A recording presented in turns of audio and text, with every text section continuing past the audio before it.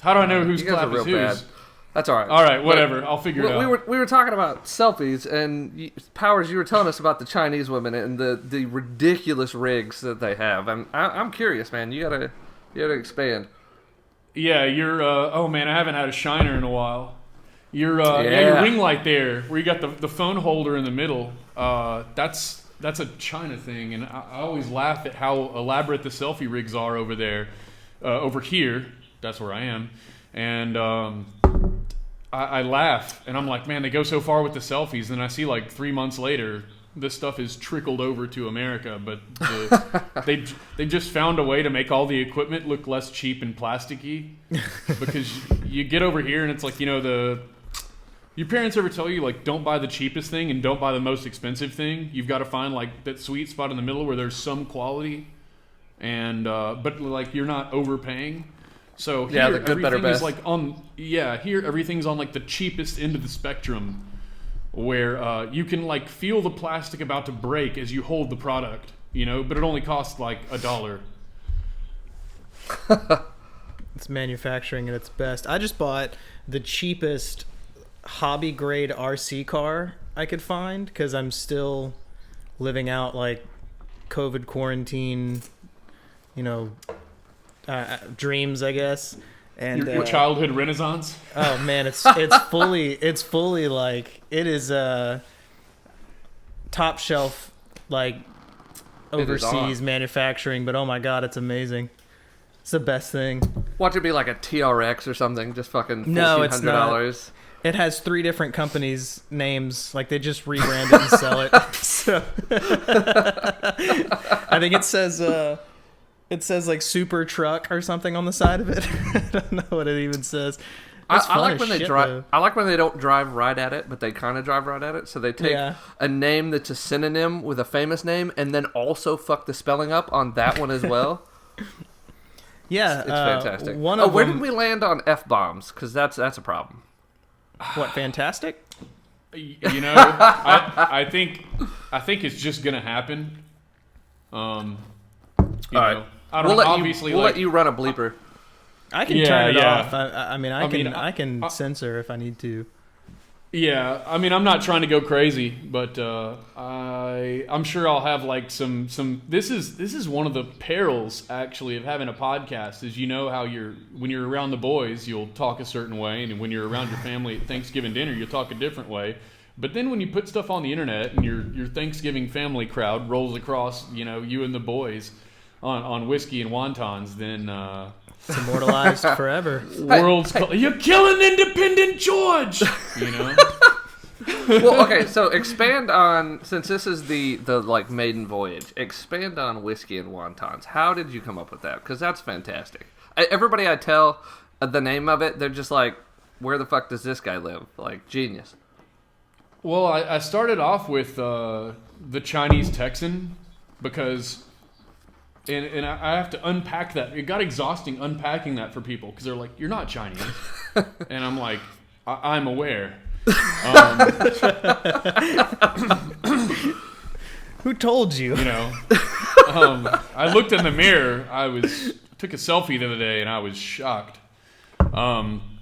So I was like, well, because it has a ring to it. Like, what am I going to be? The Texan in China or something? Like, it doesn't. The Chinese Texan sort of, it has a more of a flow to it. But I'm not Chinese. But I consider the Guangdong province where I am because we have like the cities we have that y'all may have never heard of, like Guangzhou, Shenzhen. It's sort of like a Houston, Austin, and we've got the Silicon Valley of China down here, which is Shenzhen, dog. And we got the Silicon Valley of China down here, so it's like Austin to me, and I was like, it's the Texas of China, so it's Chinese Texas, and if I'm in Chinese Texas, I could be a Chinese Texan, but that's such a long train of thought to unpack that it's clunky. So I was naming my fantasy team one day, and I was like, what can I name it that sort of has a ring to it, that has something from Texas and something from China? And I love a good alliteration, so whiskey and wontons popped into my head, and so it was written in the stars. It would make an incredible restaurant, too. The second you make it back stateside, if that's the plan, I can already picture the logo. So, especially if you could send wontons and whiskey on those little like sushi trays, the little conveyor belts. The train. Yeah, dude, I love this. It would be a cold train though. Yeah, Here's been your to expansion plan? No. I've never been overseas. 0 times, bud. Yeah, I've traveled out of the country one time, and it was barely out of the country. So. Weekend in Mexico, huh? Padre? Canada. No, yeah, Canada.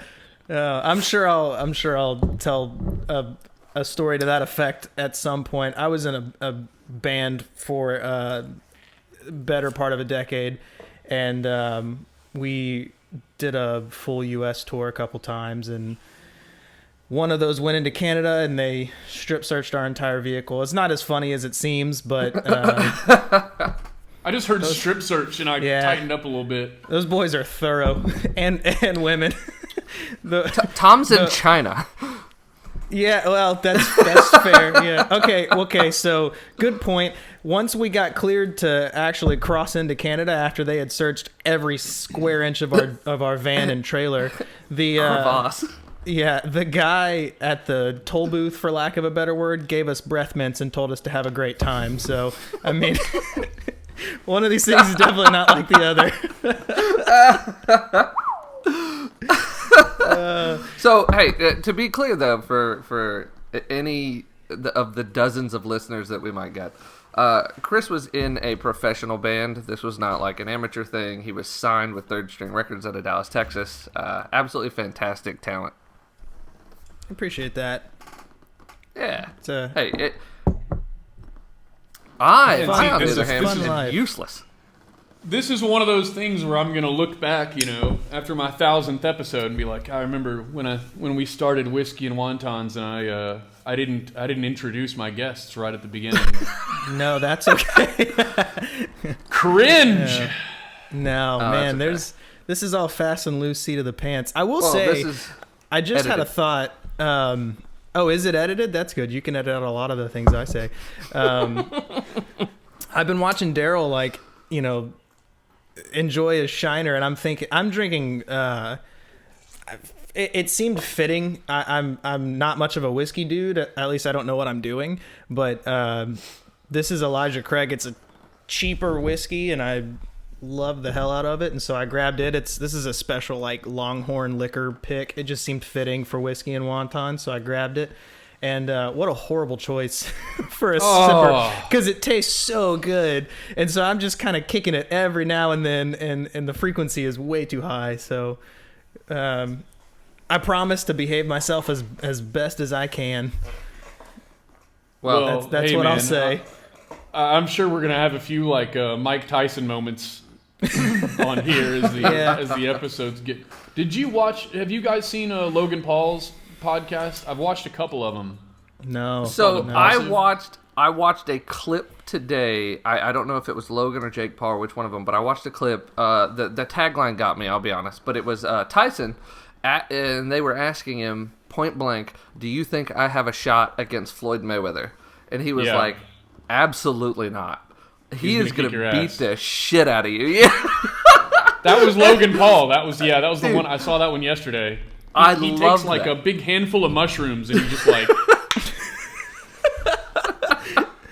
it's Mike Tyson just ate 7 grams of mushrooms and playing with a live pigeon, and he's got a pigeon in his hand, and it's it doesn't get any better than this, guys. The best part is that the whole time he's talking, he's munching on these fucking mushrooms, and he's got food in his mouth. He looks like Frank Reynolds from Always Sunny. Dude, it's hilarious. And at the same time, he's insulting this guy to his face, which is absolutely the truth, though. It's fantastic. I loved it. Didn't one of the Paul boys... Insult, though. Didn't one of the... Not the Logan Pauls. I think it was Jake Paul. Wasn't he, trying to fight Conor McGregor? He is. Yeah. Jake is currently trying to fight Conor McGregor. Okay. Jake's the one who just knocked out Nate Robinson as an undercard on the Tyson fight. So I don't follow these two guys, but I also, just to like appease anybody who's listening. I don't know anything about fighting, mixed martial arts, boxing. I'm a pool table. I'm so square and green. And Jake Paul did something that was super funny. I think I heard it on the H3 podcast or something. He unfollowed everybody on Instagram except for Conor McGregor's wife. That's the funniest shit. I don't find stuff like that very funny, but for some reason that's very funny. Let's see if I can't rectify that. Uh-oh. What you doing? You can't hear us anymore? You guys there? We're here. We can hear and see you, grandfather. Come on. Yeah, I'm still here. Daryl, you're not still on Sprint, are you? A Sprint? I believe he is. He's either on Sprint or he switched to... Test. Yeah, we got you. We'll get it back in a second. I heard you guys pop in for a split second. Uh-oh. He bragged for so long about moving to Austin and getting Google Fiber, and I'm going to take it that he didn't do that. This is a clear indicator. Yeah. It's all right. Just don't stop anything. We can cut this and pick that. Yeah, we can just snip it out. Why does she need another fucking Hot Pocket? What? Wait, what? It might be worth keeping this. Yeah. I mean, at least the Hot Pocket part. Well, did somebody beep in? Can you guys hear me? Yeah, yep. We got you. Can you hear us? Can you guys hear me?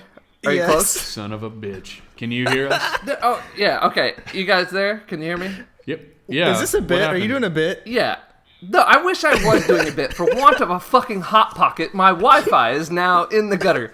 And I'm so frustrated. You can't tell, but I didn't stop the recording, so you'll get to hear the whole thing.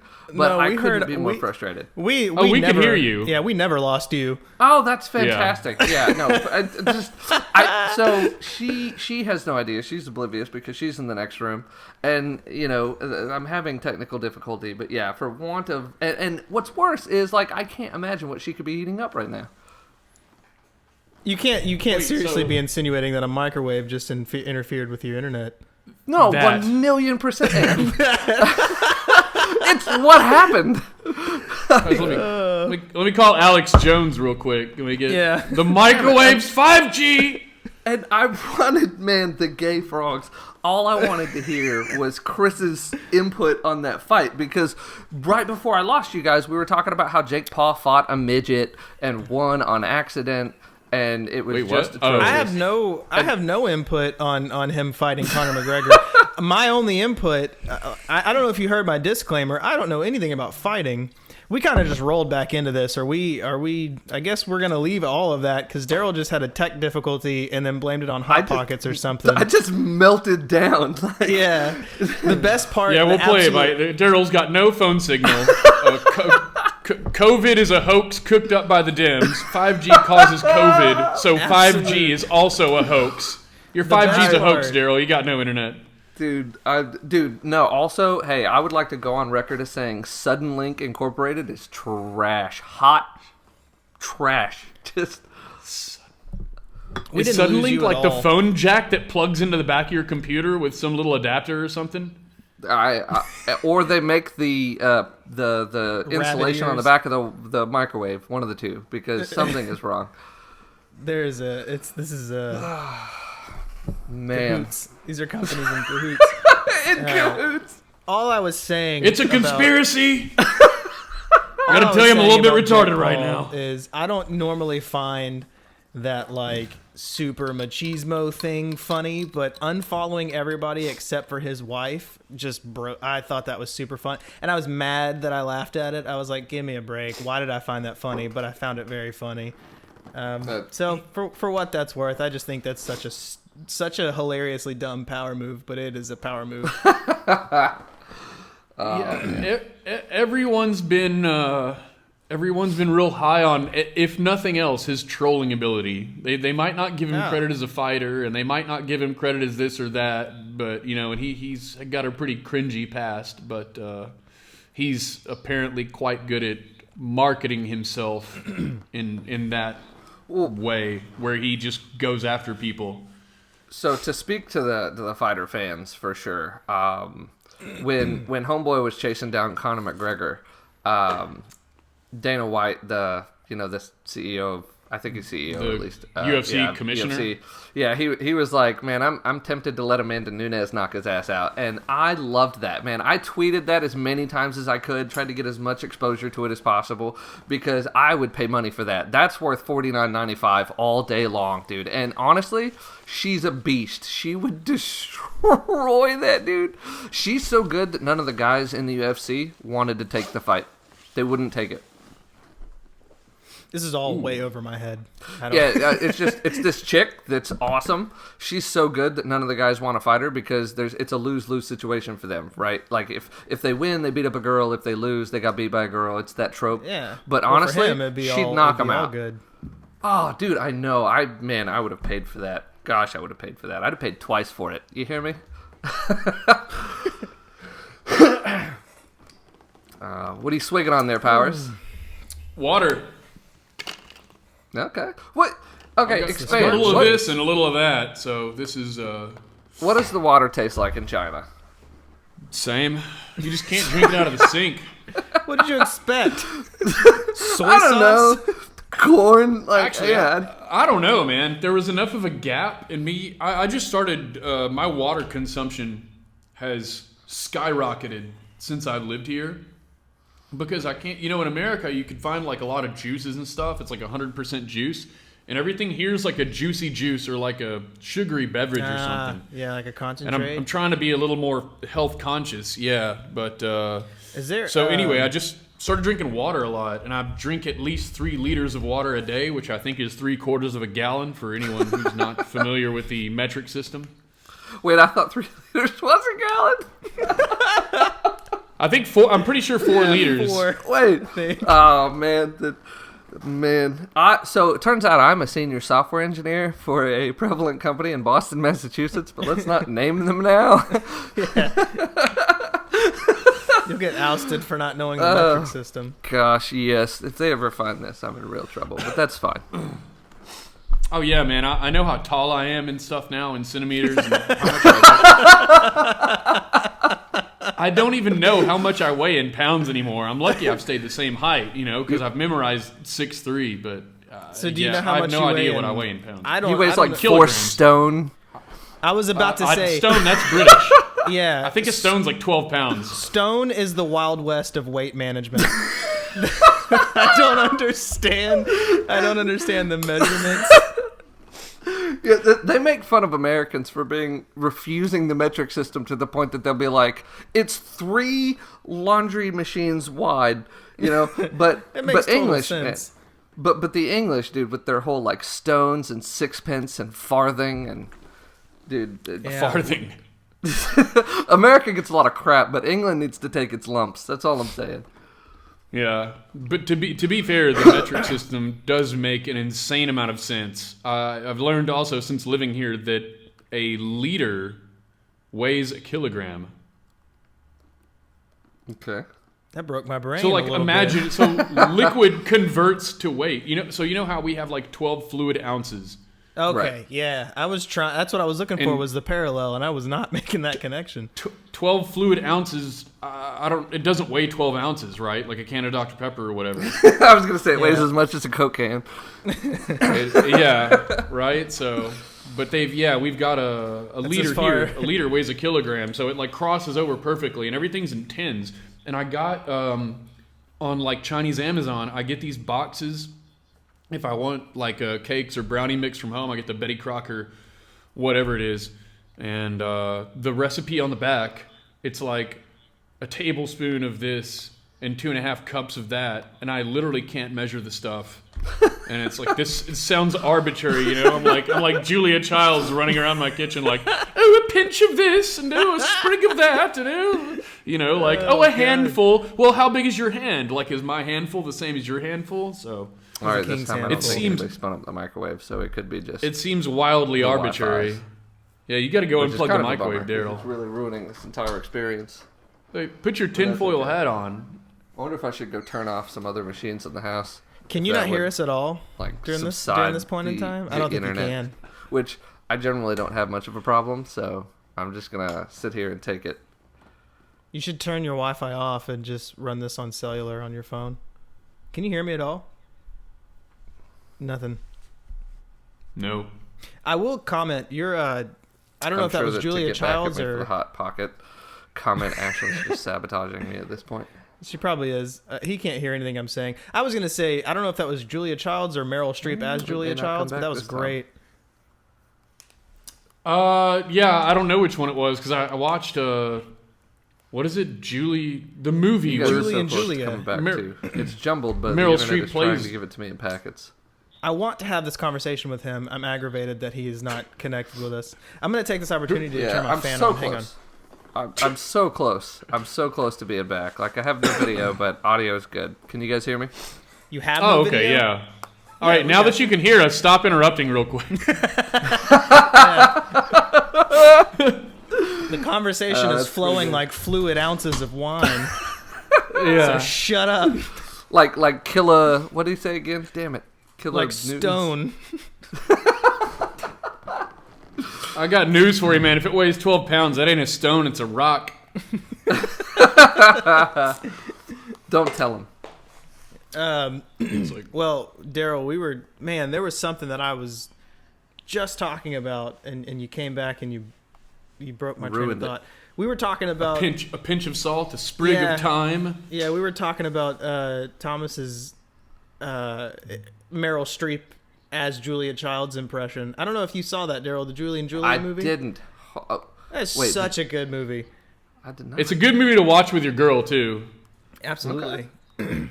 That's fun. Okay, I will talk forever about no thing in particular, and if you want to shut me up, you stop me at any time. But I was about to say, I'm taking this tangent. You can't stop me. I'm gonna get comfortable. It's not a long one. It's not a long one.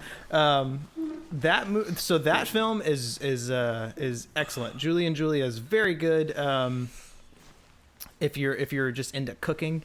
We watched this movie that I've seen about 1 million times. It's a Jon Favreau movie called Chef. Have you guys? Oh my God, dude! Do you know? Wait, real quick. Do you know he wrote The Mandalorian? Yes. Yeah. He is an insane. Okay, so you know what? You know that he started and ended the Marvel universe, right? Not ended, but like the Marvel Cinematic Universe as we know it. I had zero idea. As far as I knew, he was the guy from Chef. And had no ties to the comic world. What's funny is I was completely blown away. To me, I was like, Jon Favreau, like he's that asshole from I Love You Man who Paul Rudd vomits chili onto. Ooh. Oh yeah, but yeah. Like Jon Favreau is like actually an amazing person. I mean, he's also funny... the guy that agreed to sign on to ruin the Jeremy Irons song from Lion King. Like, get the hell out of here. I'm still mad about it. I haven't seen because you're referring to him doing Lion King, right? I am. I haven't seen it, but he is reaching a level that he doesn't do any wrong to me. All right. So I'm not getting choked up. I was trying to stifle a cough. No, it's too late.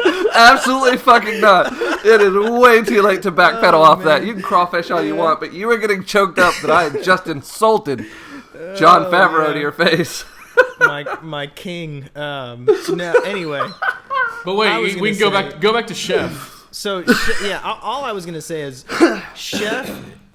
I mean, if you ever like pay attention to when you watch a movie, you're waiting for like the tragedy because of course there's like a story circle or whatever.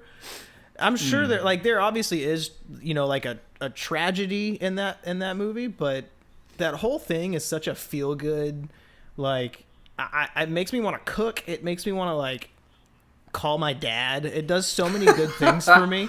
Like Daryl, if you haven't seen that movie, like super recommend it. It's so good. I haven't. I'm definitely gonna check it out though because I do like good movies. So he has a show that is like an IRL reality continuation of Chef called The Chef Show because he actually learned how to cook. Clever. Yeah, like he learned how to cook from a trained like chef, like a Michelin star. Yeah, I'm blanking on his name right now, but he basically goes around but like he cooks an omelet for Wolfgang and like basically gets roasted. I almost said that bomb. But he does he did an omelet for Wolfgang and screwed it up and did another one and like redeemed himself. It's super cool. Like it's just he's such a good dude. But that movie, the whole reason I brought this up is because that is such a good, like, cooking is such a like warm memory pocket for everybody, you know, like good food from parents or whatever, and then couple it with like good feels from that movie. That's such a good freaking movie. Julie and Julia reminded me of it. I don't know. Like I said, tangent. You can derail me from my tangents later, but I think the tragedy was at the beginning. Yeah, in Chef. yeah. Because, you know, he's kind of stuck in that, and so many people in this situation. You're stuck in that job, and your boss. By the way, the boss is Dustin Hoffman. Yeah. Rain Man. Yes. Right? Yeah. The guy, and he's like, look, man, I don't pay you to, and he's like, oh, I've got all this, and he comes up with this baller menu because, like, they're having some special event the next day. Only talking to Daryl, really, because, I mean, you've seen the movie, obviously. No, but continue. So, or anyone that hasn't watched, go watch Chef right now. Pause this. Well, watch after Chef. this episode's over. Dude, it's worth it. Yeah, so the boss comes in and he's Dustin Hoffman and he's like, hey man, I don't pay you to be creative or spread your wings culinarily. Play the hits, you know, like nobody wants to hear. And he makes a band reference, Yeah, I like think Journey or the Eagles, and it's like nobody wants to hear their new stuff. Just, you know, throw what you know. Like, yeah, play the hits. Don't mess around. And he's, the thing is, the sad thing of it is, when he comes up with stuff, it's banging. He like stays up all night curating this, you know, like developing it's all these really cool, new, like yeah. shocking new menu items. And the boss just shits on him. And he finally says, hey man, I'm out of here. And that's when the food truck starts, and he gets this complete, you know, dilapidated food truck and sort of breathes life into it. From Robert and Downey magically, Jr., by the way. the thing doesn't break down. Yeah, That no was- kidding. They drive it Right? from, Does it not? It doesn't break down the whole No, they movie, drive right? I it was waiting they for drive it. it from Miami to like Van Nuys or something, and everywhere in between. Like they go from like one corner to another of the country. And I think they just take I-10. yeah, because they Yeah, go through basically. Austin and everything. Dude, it's super Yeah. cool, Daryl. Oh, like, nice. it is. You need to watch it, man. That movie has like a dynamite cast too. Like now that I'm And thinking about it, they wedged Aaron Franklin in there too. They hit Franklin's Aaron barbecue. Franklin's in it. Dude, I love finding like old movies that had just banger casts, but it wasn't known necessarily then, right? Like it wasn't Yeah, I a guess- star-studded movie then, but it is now. Like, Oh I no, love this that shit. was like a lower budget. If I had to guess, it was like a lower budget, but all of these people were very well known. Like Robert Okay, Downey so they knew Jr., what they Scarlett had. Johansson, John Oh, Leguizamo. What's the Sophia Vergnon? I'm totally butchering. Vergara. Vergara. Vergara. From, yeah. By the Modern way, Family. who is 50 now or 51 and looks just insane. She does not age, like even the slightest. She shares the love interest role of Chef with Scarlett Johansson, and she wins. She's still winning. Yeah. Some I would people pick her say over she's still Scarlett winning. Johansson, to be fair. Now. Pick her over now. She's another one This that's movie's not what's her that name? old, by the way. This movie's only, what, 2013, 2014? 2000 maybe? No, it's newer because 2010? it's got Twitter in it. Yeah, it's Oh, yeah, that's Yeah, right. so Twitter it's- started in like 09 or 07 or something. Man, the thought, so bear with me for a minute. The thought of this, because we've got a couple of age variances, you know, on this cast at the moment, and I'm probably the more senior of the three of us, but I remember when pictures had come across line by line by line, and we're sitting here talking about Twitter like it's fucking old. I'm unhappy. you're not the only person in this call with the internet in 99. Dude, I mean, I remember making wind chimes out of AOL CDs, all right? Like Yeah, free that's fair. hours. I've done that. Not the wind chime thing, but I do remember having AOL CDs. I remember the Oh of, my the, God, of the man. late 90s. That was... But you guys see all those like feeling old memes where they put something that's like 20 years? Yeah. Yeah. The latest one I saw that made me go... Oof, was, you know, the baby on the cover of Nirvana's Nevermind? Yeah. He's He's grown up. Yeah, I would and say he's older than I am. He's standing in front of the pool, holding the Nevermind record. That's wild. Yeah. And he's like, knocking on 30. Oh, and you guys saw. You guys. Oh, I'm sorry. Go ahead. No, all I was gonna say is this is much less impactful for me because I think you guys had me by like 5 or 7 years, but that still hurts. I mean, Nevermind was like 91, right? Yeah, 91. It knocked Michael Jackson's Bad off the charts. That was my birth year, so I was 5.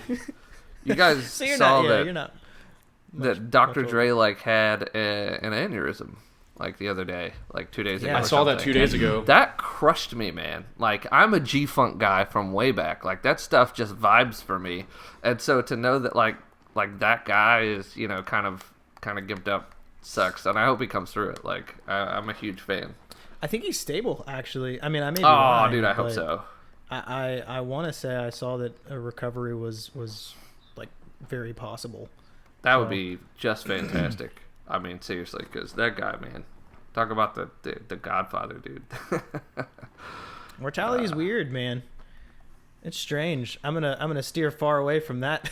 Yeah, maybe subject. Let's not bring this down, but yeah, 'cause I was gonna say that makes me think like every time you see something like just to wrap this train of thought up, like when you see like a thing like Kobe last year or like David Bowie like a couple years ago, it just hits you, man, because Kobe's what, 40-ish? 43, I think he was when he passed. And then David Bowie, I didn't even consider David Bowie that old. No. He's still really doing wasn't. and it's just like, Man, did you, and I'm not like a particular, I mean, I'm a Bowie fan in the way that like, Walmart is a Journey fan, like Muzak over the speakers. Like I'm very aware of David Bowie, just like everybody's very aware of Michael Jackson's discography. But after he passed, he posthumously released a song called Lazarus, I believe, and man, it was wild. Like he did a video for it and everything, and it was very much on the nose of like, I'm gone now. I think it was intentionally filmed to be released after his passing. Man, that song like just sucked me in. So like it was such a good. That's pretty wild. Such a poignant like release for his legacy. It was awesome. It was very good. I super recommend it. How's your Wi-Fi doing, Thomas? Do you have any other frozen foods to blame? No, not at all, sticks, man. Maybe. Hey, I'm living the dream over here. Before we leave music, I want to say that my favorite meme to come out of 2020 was probably when Kenny Rogers passed. He passed in like January or February, and there was a meme that like the very next day was like Kenny Rogers leaving at the beginning of 2020 was the most no one to fold him shit ever. And I died. I saw that one. I was wondering how you were going to dig your way out of that hole. Dude, let me tell you, the funniest thing I've heard in the last 12 months was Kenny Rogers dying. God! I mean, jeez, man. I was waiting to see where that came from. We're like... That's fair. That's funny. It's funny. On the edge of whatever bench you're sitting on. All right, so let's talk about new technology, because I haven't got even to mention my Lord and Savior Elon Musk yet on this call, and that just feels out of place. So we got to talk about technology. The new richest man in the world. Yeah, I saw that, but I don't know the veracity of that claim, because what's his name is way Bezos. Yeah, Jeff Bezos is like insanely in front of everybody, so I don't know how the hell he would have got there overnight. Wasn't Tesla bankrupt yesterday? Like, yeah, I mean, they're having a look, man. I mean, whether or not you want to get into all of that stuff, the dude, electric cars are not a new idea, but he's got at least the big three like scared. Dude. I mean. Yeah. Ford put out their Mustang Mach-E trying to. Okay, can we talk about that for a second? Can I rant? Can I go on a tangent? Because I want to talk about how stupid Ford is. I mean, So they had this. You guys probably aren't car guys, so I might be just pissing in the wind here. But okay, so Not till I move back. They take this crossover SUV looking just absolute Twinkie, and they slap a Ford Mustang badge on it, and There's I'm like, no such thing as bad press. You idiots. Well, because they had a golden opportunity. All right. So what was one of the more famous Mustangs that would have been perfect for an e-car? The Fox Body. It was all of 12 foot long. Oh, it might have yeah. weighed 200 pounds. It would have been absolutely perfect to bring back. And then how many people would have bought it? The cult-like following that the Fox Body has. That was their smallest car to date. It was one of their more famous. It was a favorite from car guys. How do you not slap two electric motors on that thing? Put it on a Model 3 chassis if you have to. Like, whatever you're doing. Like, what are you doing putting out a crossover SUV and calling it a Mustang? The hell? Okay, so I see what you're saying. And I do agree. I'm gonna counter. I watched this YouTube channel called they're called the Fast Lane. They have like a Fast Lane car, Fast Lane truck. Anyway, one of the guys from that podcast said, or excuse me, that YouTube channel. They also have a podcast. One of the guys from that YouTube channel said that they should have called the car the Galax E. Oh, and I was like, that damn it! See, dude that needs to be too. hired. Yeah, That's so what? good. How are you not hiring this guy? Yeah, so many just ruined opportunities by the Ford Motor Company. Like, what, are they asleep over there? Like, Jesus. Asleep at the wheel. I don't know. If Pun intended. If we want to get it, if we're talking tech, I'll talk cars all day long too. The electric vehicle, like motor vehicle space right now it's the frothiest space in the valley. Dude, man. it's popping. I'll take it. That's funny. Dude, the new F-150. So I think Rivian, like a popular truck EV, I think they like lended a lot of I don't think Ford bought them or anything, but I think they lended a lot of their tech to building an all electric F-150. The new F-150s are dope. I'm going to say that now, and I'm not an F-150 driver. I am not a brand loyalist. He's a Ram driver. But I'm not a brand loyalist. Ram drivers, statistically, I think, like, statistically, all DUIs on like... No, go with me here. Go with me. I think statistically, like, Ram owners are most prevalent in DUIs or something like that. There was some, like, arbitrary statistic that I was just like, damn it, that sucks. Oh, do you know the side note, funny statistic... The Internet Explorer market share and the U.S. homicide rate follow the exact... Switch to Chrome. That's all I'm saying. Oh my god! That's the weirdest correlation. Man. That deserves. That to be rolled pocketed. across my desk the other day. I'll have to send you guys the meme, but I was like, no. Please, that's hilarious. Whatever you call the like teaser trailers, like that's this. Like if you want to sell whiskey and wontons, that's the one. Chop this up, put it on Instagram. This camera, this camera, this camera. That's your sizzle reel. Yeah, dude, that's it. The sizzle reel. That's the sizzle reel. Have you ever seen the video of the guys making fun of Hot Ones? We're all over. No. There's a video. I love Hot Ones. There's a video. Well, that's what he was just doing. What Tom. This camera. Yeah. There's a video of a guy man. It's a YouTube video, and it's a random one at this point. I don't know who it is, but they're making fun of how he's so animated with his hands, and it's so dead on that it's like one of those things that you never notice, but he's just like, on Instagram, you posted a video, and it's like, oh, it's so good. We're gonna do a deep dive. You just a deep dive on your Instagram. This camera, man, you killed. That was hilarious. I just want to say I love Hot Ones. I think I don't remember the host's name, but he's like a one name Sean person, Evans. like Cher. Sean Evans. No. But no, what? he's not. It's Sean No, Evans. doesn't he have like a? Doesn't he have a moniker?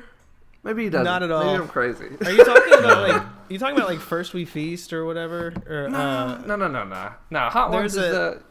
Yeah, I know what it is. With hot questions and even hotter wings, yeah. Yeah. And then they get to, like, the same spot and all basically want to die inside. And he's over there just kind of fine. What an excellent... pretty sure they doctor Gordon his. Ramsay did not hold up anywhere near as well as Dude, I know. as I expected and hoped. But God, I'm trying to think of who was one of the best ones that like doesn't even flinch. I want to say can't Tom think of 'em off the top Segura of my did head. pretty good.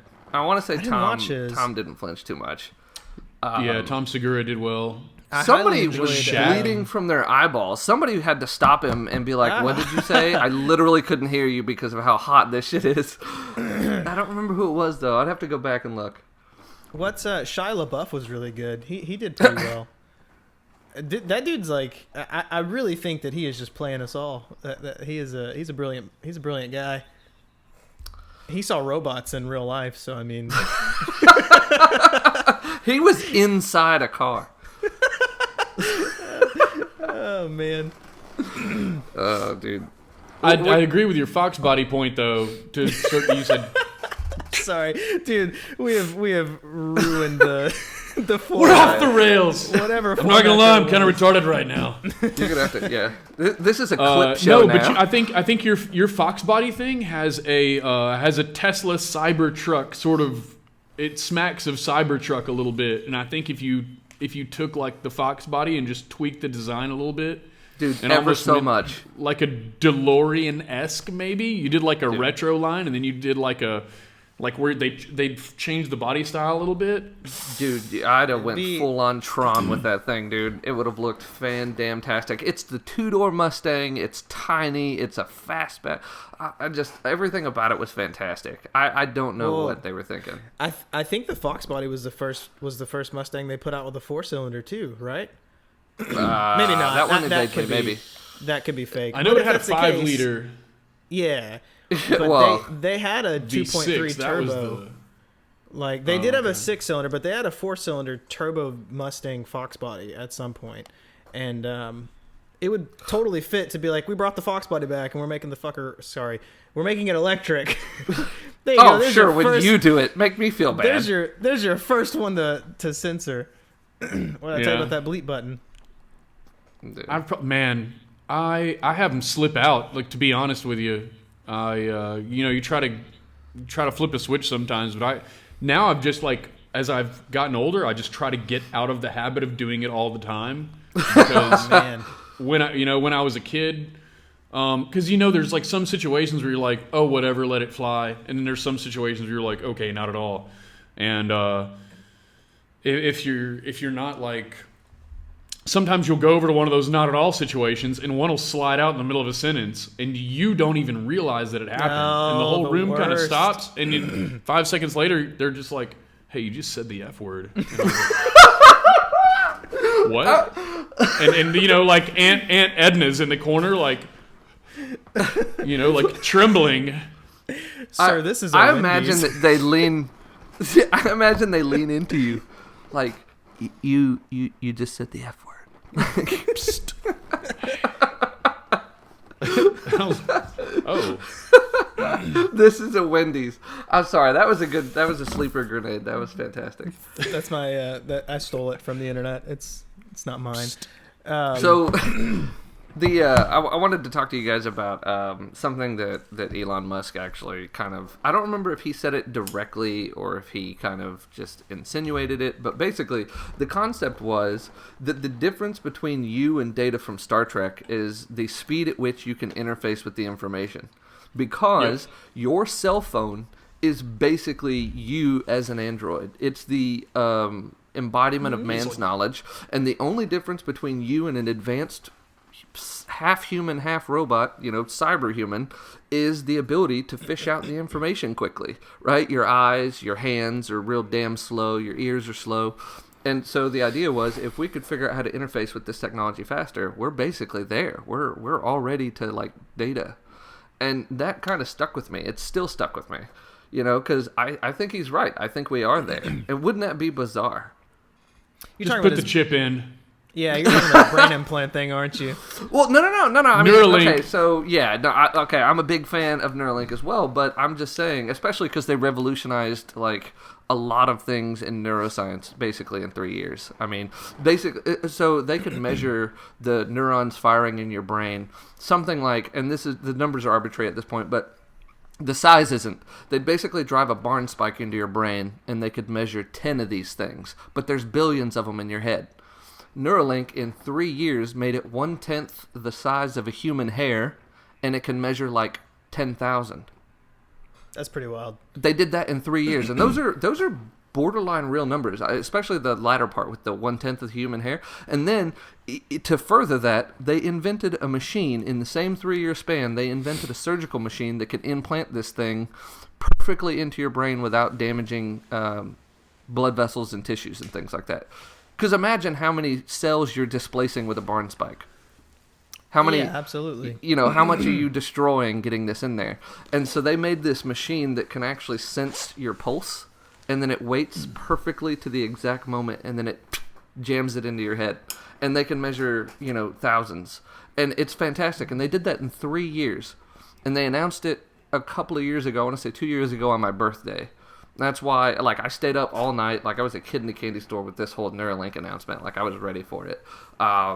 But no, man, this is where the world is. And despite the edge cases where people are like, no, he's going to know that I like porn, shit like that. It's like, dude, this is incredible. Think of all of the things that you could do in the blink of an eye now. Calculations, information recall. The next time Ashlyn says, what did I say? And then I can just recall the whole thing that she actually said back to her. That would be incredible. Oh. Men listening. You heard it here first. Imagine that. What a time to be alive. If I could farm that out, do you know how amazing that would be? Elon Musk cures misogyny. You heard it here. Can I outsource listening to women? Oh, man. That's good. Yeah, there's your thumbnail right there. Well, say what you want, but where are the... everybody likes to give Elon a lot of crap, but let me ask you this. Where are your other billionaires? What are they doing? And they can pretend to feign philanthropy all they want, but they're giving men fish. They're not teaching them to fish. This dude's over here with way less of a bankroll, knocking it out, taking us to other planets. You know I was what I about mean? to say, when you roll in SpaceX, I mean... Well, Starlink. He probably loses... Yeah, Starlink, too. He loses a couple points for the Boring Company for making flamethrowers. In the drive of, advancement of humanity. Points for boring. Oh, man. Not That's awesome. fun points, but I mean, in terms of advancement, flamethrowers are old news.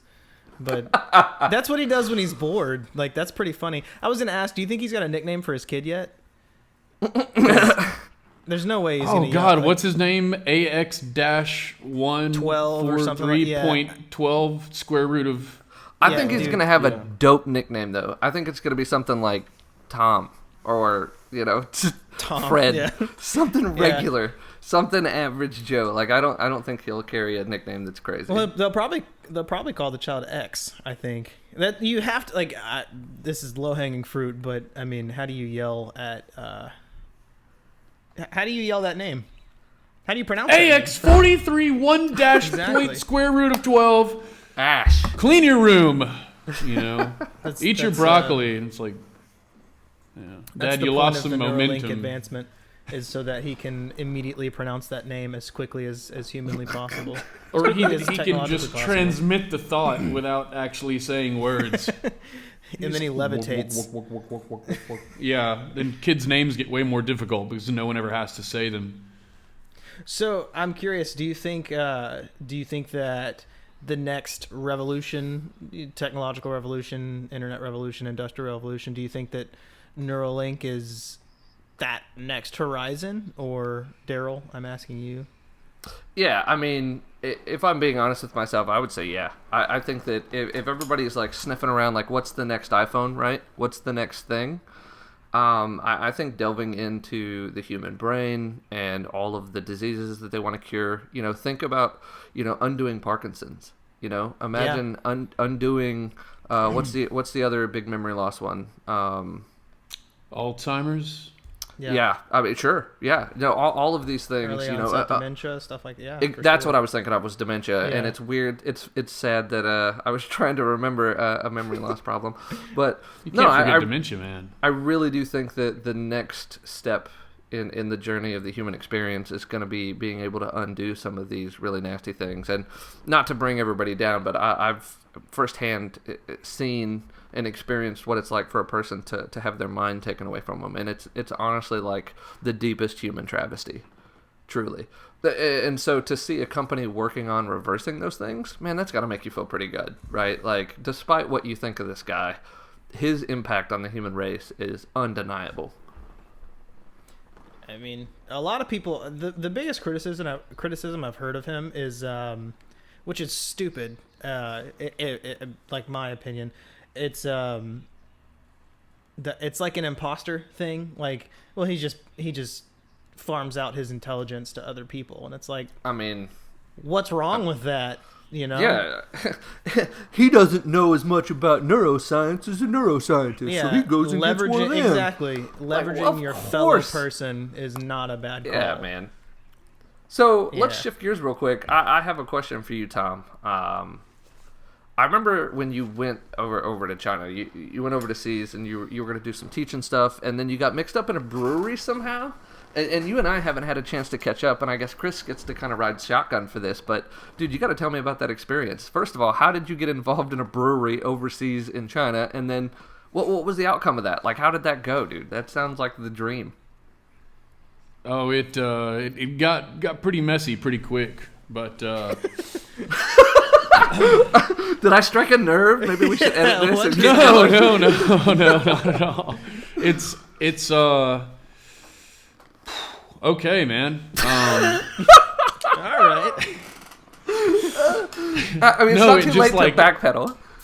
This is a thing.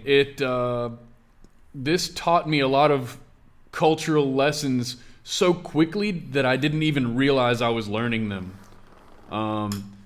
So I'm trying to say some of this pretty tactfully too. It's almost as if you're a non-Chinese person in China, it's almost like it's hard for you to have a better idea than anyone else in the room if you're the only foreigner. Right. I mean, Anyway, okay, so I go to the brewery. I come to China, right? I fly to China and I say, I'm going to work for this company called EF. So I'm like, well, I don't speak Chinese. I got to get my feet wet there. What can I do? I can teach English, and then I'll see what it goes from there. I'll learn Chinese. The plan was probably stay here for about a year and learn Chinese well enough to, get to the point where I can just teach myself the rest or study online or something and then come back. What ended up happening is the day I flew here, maybe a couple days after, I went out, like the next day, I went out to one of the bars with the guys so I was the only American and there were English guys here. And then one of their friends, iPhone's dying. I'm going to grab a charger in a minute. Grab a charger now. One of their friends from Scotland was opening a bar. He already had a bar called American Retro, which had been open for about 3 years. And he was opening another bar called Le Quartier Deco, which is named after the French Quarter in Paris, where the Eiffel Tower is located. So I walked out of that bar, and I noticed another bar was opening next door, and it was called Crack House Brewery. And that's Krakhaus, because people associate beer with Germany here, and the owner, so Haus would be the German spelling of house, and the owner, his name is Krakowski. So it's sort of a play on his name. Fun. Anyway, I walked next door and I said, I like beer in. Is this charging? I like beer, and dang it. Yep, it's charging. Okay. God forbid it vibrates or dings or anything to let me know. So I was like, I like beer. I drink a lot of craft. I go to this place called the Hay Merchant on Westheimer in Houston. I don't know if you guys have ever been there. They've got like 100 taps. Then like the Flying Saucers in Dallas and Houston, they've got like 100 taps. And I've kind of been going down this slippery slope of craft beer since for the last few years. And he's like, oh, so we talked, and I worked at EF for about 9 months, and he said this other place is opening in Dongguan, in a little like town within the Dongguan area, because Dongguan's kind of like a county called Chang'an, and I'm going to be doing contract brewing there, and they want someone to work there who's had like experience in the West, like service industry experience in the West. Yeah. So if you could like help to like basically be like sort of a head waiter and like things like that, and like help them with some stuff and like some marketing things behind the bar. So like take care of the beers. So we would start brewing beers together, and he basically poached me 9 months into my EF contract. I go over to there, start working at the brewery, and the guy that wanted a Western guy on the floor over there, he was from Hong Kong, and he lived in Canada for like 15 years. So he'd been the primary funder in this craft brewery. And there was several other partners. To my understanding, there was about 22 other partners, and the other partners were local guys who weren't really bothered with having anything to do with foreigners or anyone from other countries, right? They just kind of wanted a their way or the highway thing. Eventually, they had enough like clashes in the boardroom that the guy from Hong Kong finally threw up his hands and said, you know what? You guys, I'll take my hands off. If you guys want to fight me that bad, you run this place, and don't come crying when you run this place into the ground. Maybe I'll come back and check on it in 6 months. And he just... Wow. He started chopping around to go open another like tap room / burger place in Guangzhou, which is a larger city that's about an hour away. After that, the relationship between me and the other partners quickly deteriorated, and they made it quite obvious, or what do you call it? Yeah. They made it like they did not hide the fact that they wanted absolutely nothing to do with foreigners, and they eventually they like tried to. So Matt had a brewing assistant there that they installed one of the lesser partners who didn't have a lot of money invested. They basically made him like a brewing assistant to my friend who's been brewing for years. And they from the looks of the situation, they basically said, figure out how to make all his beers. Yeah, and brain raped kick him to the curb. and then which is pretty standard. And so they're like, practice. let's figure out how to make the beer. Let's get the foreigners out of here. And it was probably about a month or two. I hung on, actually, because every time they wanted me. There was one guy that was kind of like secretly cool with me, and he kept kind of pulling me in. And after like I would do something that would be so good for the business, like I would get them. I'd get them into some like festival where they would be showcased, and there'd be some spike in business, or I'd get them on a stop in a pub crawl or something, or some activity, and he'd pull me in and be like, yeah, the partners wanted to pull you in and cut you loose a couple of days ago, but like we're getting so much business now, and all the customers. China's a very different animal too. When you work at a restaurant, you're a manager or an owner or something like that, or you're like sort of they initially had kind of made me the face of the place or whatever. Customers come and they look for you, and they have to have a drink. If you go to Madison's, everybody wants to talk to Frankie or something. Sure. Imagine if like Frankie had to sit at the table for like 10 minutes and like cheers with all these guys, who are like high-ranking military officials or like businessmen or factory owners or something, right? And then guys bring their bottle of hard liquor in, and they got some special bottle of hard liquor from like 20 years ago, and so. Yeah. Anyway, customers would come, and they would call me to drink, and they'd be like, "Oh, it looks bad. Like the block is hot. Like don't cut them loose right now." And but eventually it quieted down enough where they were like, they got rid of me and they got rid of Matt, and then I went back to teaching for a while. Damn, dude, that's wild. I had no idea. Yeah. That's a hell of an experience, though. Talk about trial by fire, though. I mean, international businessman overnight, and had to like. Go hard or go home. So how well received is American culture there? I mean, it sounds like they were leaning pretty hard into the whole like American craft brewery shtick. Maybe I'm misunderstood, but oh no, it's blowing up. Craft beer is blowing up. well, I they mean, like, bring the foreign, just the Americanization. just like Texas Roadhouse in other states. It's like, hey, let's go get a steak at a Texas Roadhouse. It's like, well, it's Applebee's, but like it is. My question is, like everybody like in America, everybody reveres Texas because Texas is the loudest state. So like in China is American culture. I don't want to say celebrated, but patronized, I guess, or is it kind of like just a regular thing, or like a sub genre of cultures there? I guess I don't know. I have no idea how to put into words what I'm saying. I know what you mean. So like, there's stuff like God, I don't need to talk so loud. I got the mic right here, but I know what you mean. But there's like clothing brands and stuff. Yeah. Obviously, you got like there's like North Face stuff everywhere, and so there's certain. It's like a cherry picking. Like there's certain things we want. We want this like American style this, right? You want Japanese style sushi, and you want like German style beer, and you want an American style burger. So that they sort of like pick. But as far as like American culture, here's the thing. The government, and I can't blame them. I'm gonna throw this out there right now. I'm not being anti or pro China in any way. I'm just telling you what I see.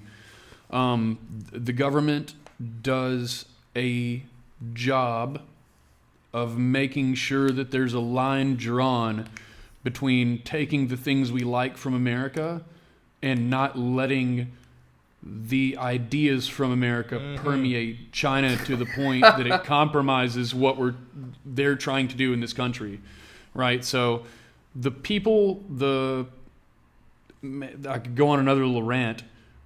The people that come from the UK, like there's some old guys here that come from like the UK or the US, and they're like the type of people that move. When they live in America, they're mad that people come to America and don't learn English. But when they move to another country, they want everybody to speak English in that country, and they don't want to learn that language, right? And it's like those people are doubly pissed off because not only are they frustrated by the language thing, but they're also, I think, on a deeper and more subconscious layer, frustrated that American society can be so easily subverted. And the society that they are in, it's impossible for some of their ideals to rub off or come across the way that they would want. It's like, oh, why don't you do it like this?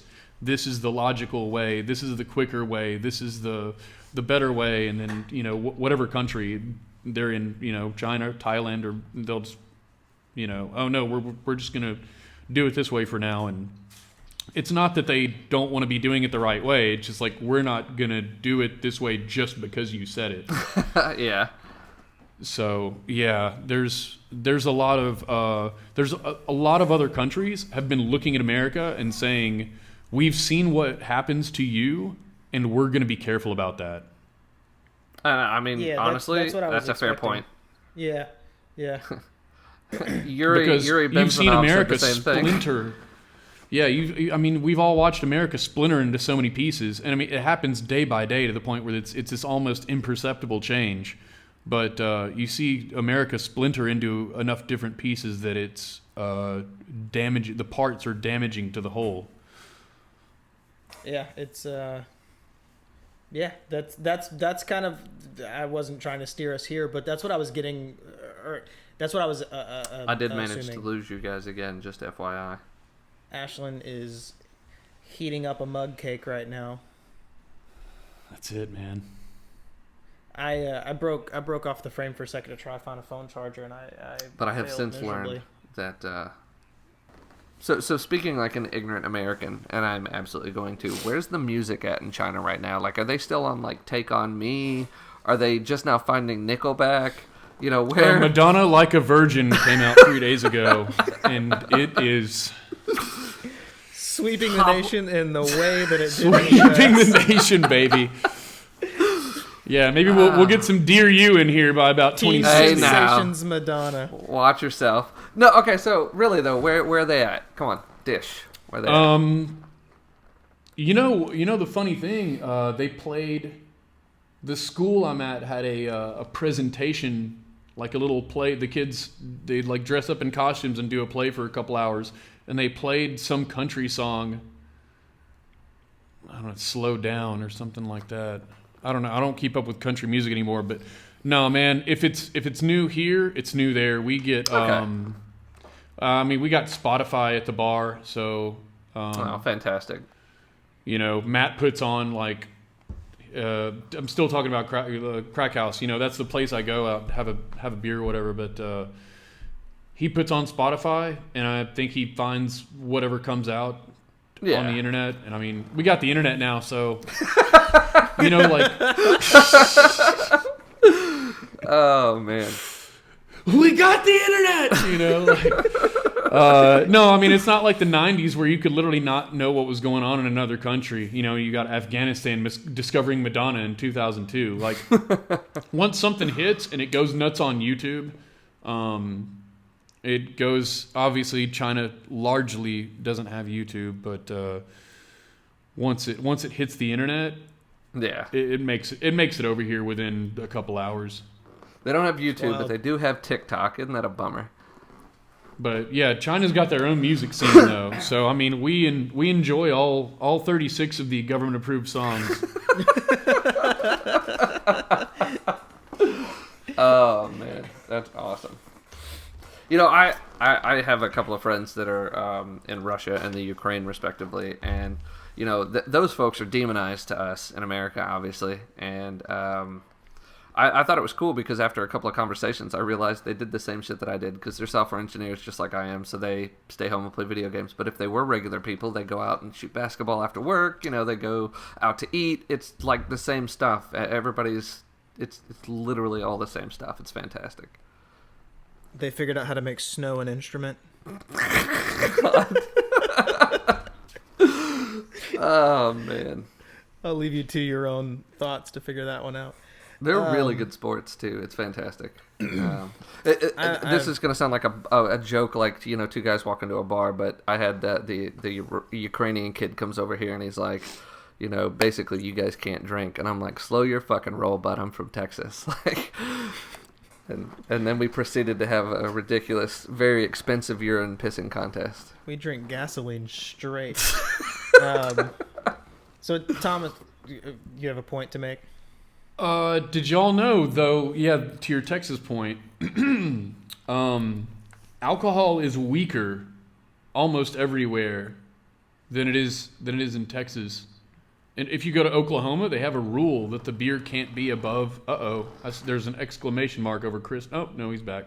Yeah, they have a rule in Oklahoma that you can't make the beer over like 4% or something. I had a friend move up there to work for Boeing, and he's like, "Man, I go to the store and the Bud Light's like 3.9 or 4.3 or something." It's like whatever beer it was the alcohol, the ABV was less, and they would go down. Wow. They would drive down like 15 minutes from Norman to Texas or whatever Oklahoma border town. Been to Norman. I've been Norman, Oklahoma several times. It's a funny choice. I've actually drank a beer that was like wine bottle level of ABV. It was like 10 to 14%. It's called a Maritsu. Oof. Yeah. Super strong. Those are good. Really good. I've not That's had Belgian beer. Absolutely knock you on your ass. Yeah. Yeah. They've got a 12% also. Yeah, I fully believe it. I mean, I was way into craft beer for a little while, like every dude with a beard is, and not I feel so attacked. Not so much anymore. Hey, you gave it the college try. It grows in Joe Dirt, dude. Naturally white trash. Here and here, but not so much right here. Yeah, I've got a little gap right there too. Hey man, you've got a solid beard. That beard looks good on camera, and that's all that matters. That's it. Took long enough, man. I was waiting for Dennis Miller to come across the table and be like, "Are you so infused with white trash DNA that your beard just grows in like that, all white trashy like?" Trust me, for the like, I don't know, like my beard's not super strong either. I got some thin spots. My real dad can't grow a beard to save his life, and so I was told that I would never be able to, and I don't know what happened. It just all filled in sort of one day, because I used to have the goatee. Like I was ready for a NASCAR event like early on. Man. Yeah, but no, it's fine now. No, speaking of Texas, milk on it, let a cat lick it. I think that was the recommendation from all the old guys. The hair from the tongue of the cat just kind of transferred. I was gonna say, speaking of Texas, my terrible segue. I did some like very, very base level research into our mutual friends, because I don't actually know you, Thomas. For everybody listening, this is the first time I've ever met you. I saw that we have. It's gonna be very embarrassing if you're just like, who, but Zach Bowman. Do you know that name? Yeah, he went to Westbrook, I think. Yeah, they run a podcast in Southeast Texas that's doing very well. I'm not sure if you're familiar with it. Him and Aaron. Oh God, I'm not gonna be able to remember Aaron's last name, and that's embarrassing. But they run a podcast called A to Z. It's not Erlinson, is it? He ran a food truck called Dat Mac, and dude, those guys, I know them. Yeah, that's man, awesome. Dat Mac was the truth. Dude, that was the best. They always pull up behind Thirsties. Dude, yeah. Like just the greatest dudes. Like, they have a very cool podcast. That's what I was. So you only partially embarrassed me. No, their podcast is super cool. It's A to Z, and they have a neat format of questionnaire sort of thing with different, like, people of interest around Southeast Texas and around Texas. It's really cool. I wasn't sure if you were aware of it. I'm sure they would celebrate this wholeheartedly. They're actually doing a whole lot for, which, like, it speaks to them as people, but they, like, support podcasters in the area and like have a location that people record out of. They're just like awesome. Actually, yeah, like super cool. Like, they're not fleeing Southeast Texas like Daryl did. Well, didn't somebody steal the truck? Like, oh, I don't know what happened with that, Mac. Yeah, I think they did have some problems with the company, and they disbanded as a result. But I mean, I was just kidding. But they're doing some pretty cool shit for Southeast Texas. I feel like it's worth mentioning. There's some good dudes. Outside of that, we have a lot of, like, mutual friends in a mutual city. I'm not gonna, like, dox you or anything, but I'm not from where you're from, at least according to your Facebook, but I live there now. I don't know if you want to talk about that or not, but Lumberton? Yeah, there you go. Yeah, it's all right, man. Is Lumberton tied to some really dark history that I don't know about? No, but I mean, you know what? Shit, man, probably. But yeah, I don't want him to. I don't want him to be like, yeah, I like, come find me. I didn't want it to be like that. I don't want to just throw out his city, town. No, what's funny is I've had, like, pretty long phone conversations with a couple of guys that I went to high school with in Lumberton in the past 3 or 4 days, because I'm doing another thing on the internet with advertising. Yeah, and so maybe you've seen, like, one of my last couple of Facebook posts where I was reaching out to people with local businesses, and I might as well start off with people I know and people in my area, Yeah, it's so funny that you did this earlier. You were talking about China and where you live, and then you just so casually switched over to a conversation about Texas. You were like, yeah, I can't even remember what you said at this point, but you switched it so casually that it gave me whiplash for a second, because I was like, how does he know about that place? I know about that place. I think you were talking about a brewery here or something like that. I don't know. It snapped my neck really quick. Oh man, now I'm wondering. You mentioned it was a restaurant or Madison's. It was Madison's. Oh, yeah, you talked Madison's. about it. Was not only did you mention Madison's, you mentioned Frankie, and I was like, this dude's from China. He doesn't know that guy. No, I used to work the door at Madison's every once in a while. That's funny. Yeah, I was like, yeah. We were there's a I won't say her last name, but there's a woman in the local music scene named Cece who used to try to book us for Madison's, and I know her. Yeah, she never understood that we did not have a 3-hour set. I was like, no, they're all originals, and it takes us a long time to write the songs. So, no, we can't do 3 hours. Come on, just play some covers. It's Yeah, like, we can give you 3 45-minute sets. That's not good. Sorry. Right. It takes us years to write this stuff. Well, Champagne Room does it. I don't know. Yeah, man. Right, and there was Butt Rocks, and there was a few other ones that came on. Are you talking about LA Rocks? It wasn't it LA Rocks? It was Butt Rocks before. No. What are y'all talking about? Come on. And they changed to LA there's Rocks. There's an 80s yeah. band that it is a cover band, and they're incredibly talented. They really are, but they've got the whole look, everything. It's a tiny little man. He's got big hair, teased way out here. And they do Guns and... Yeah, he's doing the actual sway, the whole bit, but they're incredibly talented. But the name of the band, I'm pretty sure, is LA Rocks. I had no idea it was Butt Rocks before that, which is way cooler. Why they pivoted. This band was or is from Southeast Texas? I believe that's true.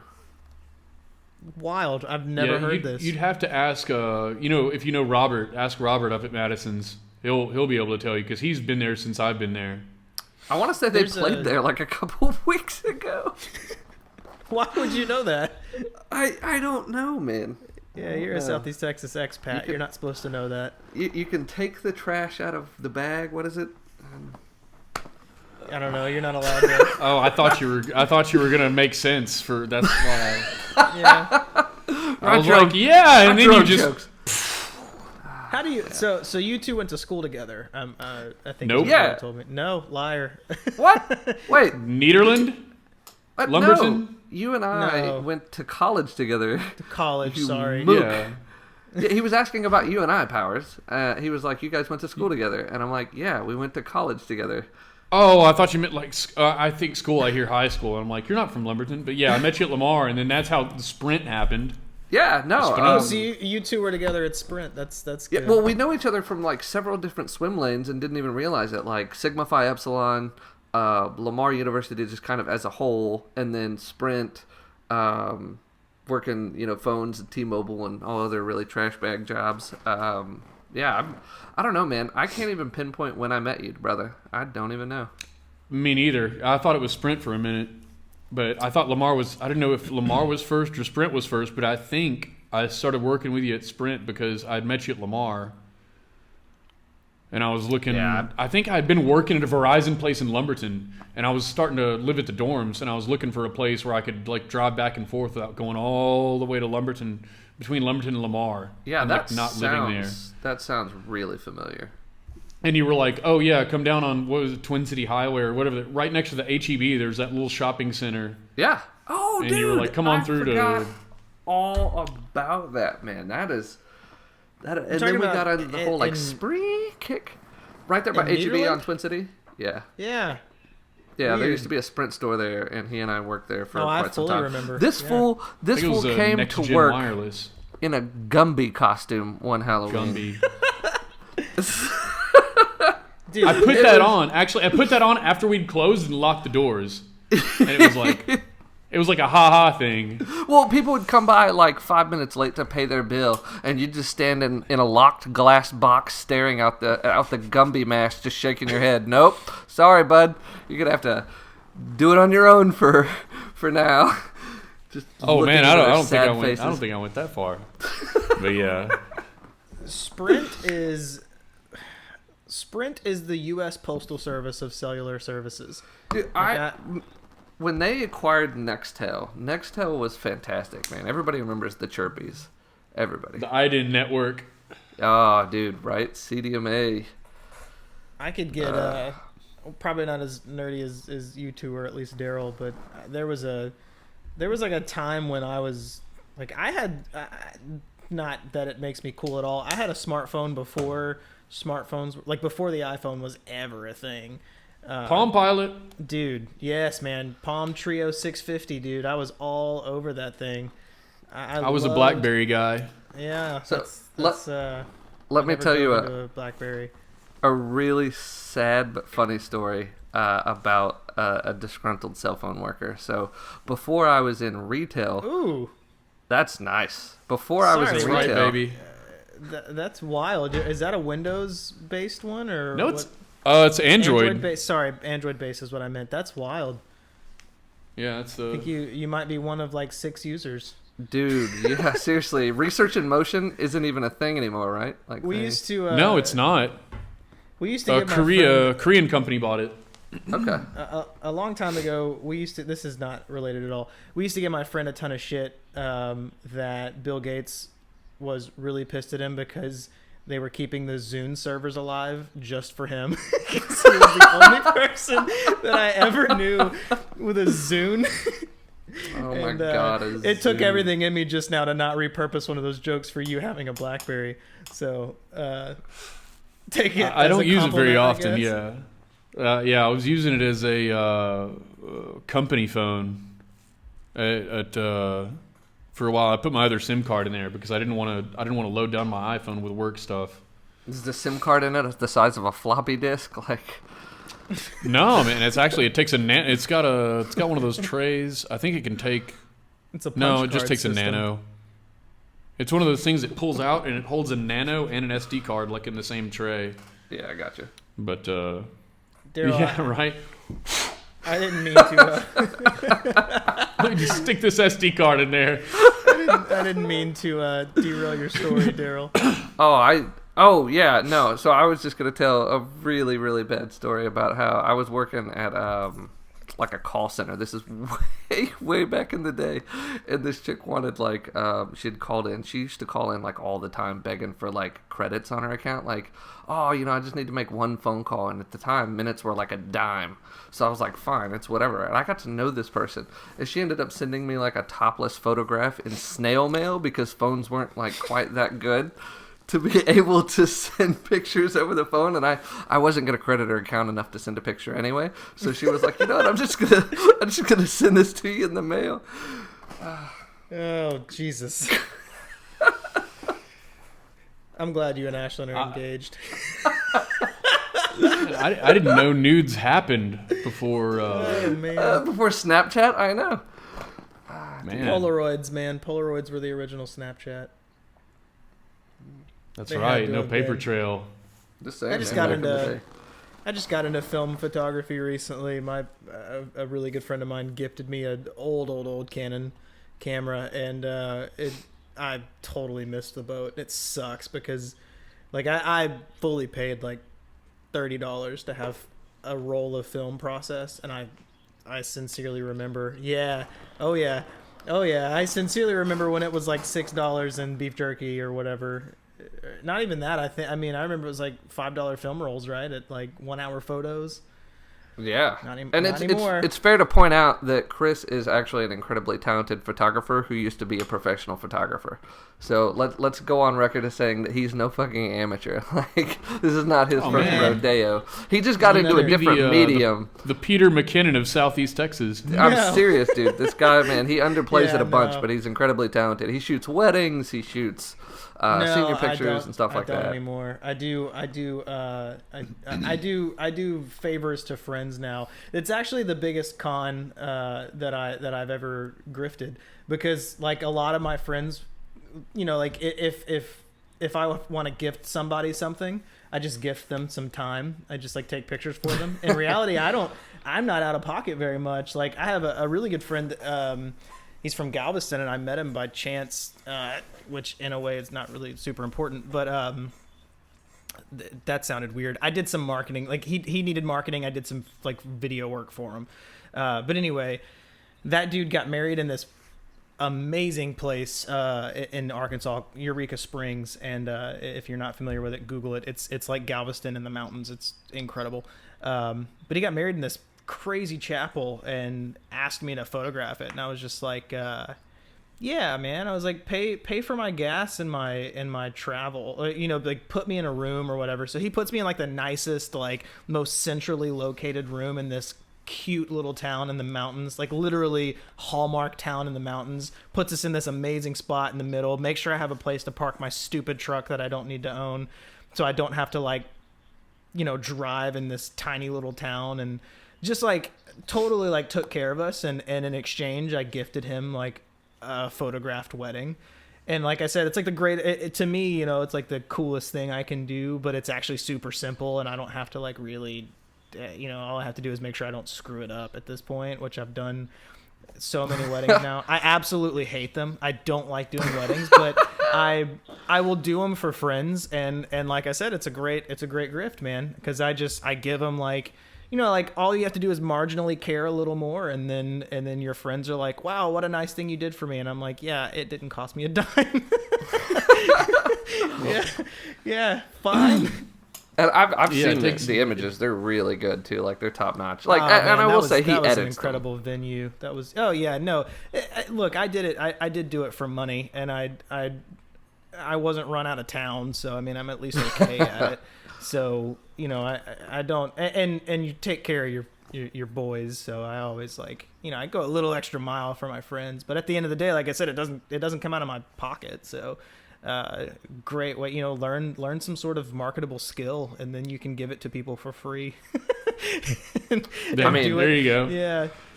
I can program their VCR. Does that still count for something? Yeah. Like, no, not for. When did K&E close? That is a super regional joke. What are you doing these days, Powers? Because you said you were back to teaching. So what do you got your hands in? Oh yeah, that's whenever my life goes sideways, I fall back on my ability to speak English. Talk about grifting. Yeah. So yeah, that's what I'm doing right now. I was working at a silicone factory up until about May. Okay. And they said sell stuff to other countries, and I said okay. And then COVID happened. I started on. Yeah, and so actually, he was like, "Oh, you know, if you can get an account, we'll put you on this probationary period." And he's like, "Oh, if you can get an account or two by that time, you know, then you're in. That's, you know, whatever you have what it takes to be a salesperson for us." And I was like, "Well, all right, fair enough. I'll probably be fine." And so I get an account for a full product line from this Denver-based company, and then I get there's a UK-based company, and they wanted to give us they wanted me to do a quote for their next product, and there was a third company. I got 4 anyway. I can't remember them all off the top of my head. I ended up getting 4, but then once COVID started to hit the West, like in March, that I want you to do a full product line became, you know what, hold off. Mm-hmm. And can you just make more of our existing product? And then as COVID got even worse, and people were like getting furloughed and staying in their house and not getting paid and being like, we get one stimulus check, when's the next one, you know? With people not really having disposable income, that became, well, can you assemble the existing product we have at the factory we're currently working with? We'll send you the parts. Can you assemble that and put a silicone coat on the outside of it? And I was like, sure. You know, because I recognize like this isn't something that if we had the choice, would particularly want to do. But at this particular moment in time, you know, series of unfortunate things have occurred, and we'll sort of extend this olive branch and say, you know what? Yeah, man, no problem. And then when the virus, the dust settles and everything like that, then it becomes do the next product. The product line, everything he initially wanted would come back, and I'm like, okay, well, I just want to get this guy over here now, you know, because they never care how much you know until they know how much you care, right? So Go a little extra mile for your customers, maybe take it on the chin early, and show them that you care about them. And it'll circle back around, and it'll end up being a good deal and a relationship instead of a sale. But so yeah, and I got that. Then the guy from the UK said, hey, we want to quote on our next project, on our next product team. He's like, I'm tired of working with your previous salespeople because this, and this. And I was the first foreign salesperson at that factory he'd worked with. And the boss of the factory was under the assumption that when I talk to the C-level executives from foreign companies, they will automatically want to work with me because I'm a foreigner, he was not wrong. The thing was, as COVID caused, as I give you the first example, COVID caused all this stuff to sort of get pushed back and pushed back and pushed back. He was like, well, I need some sort of promise that some deal's going to come through. And as the deals continued to not come through, and as COVID continued to be a play it by ear sort of situation, they ended up just cutting me loose. And it felt like, it feels now, looking back on it, it feels like they have 3 guys there. 2 have been there for 10 years and one's been there for 5 years, and they handle the Huawei account and the Bose account and the Apple account, you know, and then they have the big guys, and they have like one little kind of subservient guy that they shovel all the paperwork on, and he maintains a few relationships here and there, and then the rest of the salespeople, they roll them out on 6-month intervals, so they lock down new accounts, but they don't have to pay out a commission. I might be wrong on that, but the day I started, it was a woman's last day. 3 months in, another salesperson's last day. 6 months into mine, my last day. So, and I said, you know, I went in there and told the boss, I said, you know, sales is a game of relationships. And if you want me to develop relationships with these people, it's going to take a while. And he's like, oh, well, you know, yeah. He's like, this guy's gotten sales and this guy's gotten sales. And I'm like, how long's Edmund been working here? And he's like, 10 years. And I was like, how long's Danny been working here? 10 years. How long's Larry been working here? 5 years. Well, they're in the game. They know their customers know somebody that knows somebody that knows somebody, and they say, oh, hey, let me send you. They've got like roots in the ground, right? If you don't give me time to get roots in the ground, I'm never going to get on that Edmund, Danny, Larry level.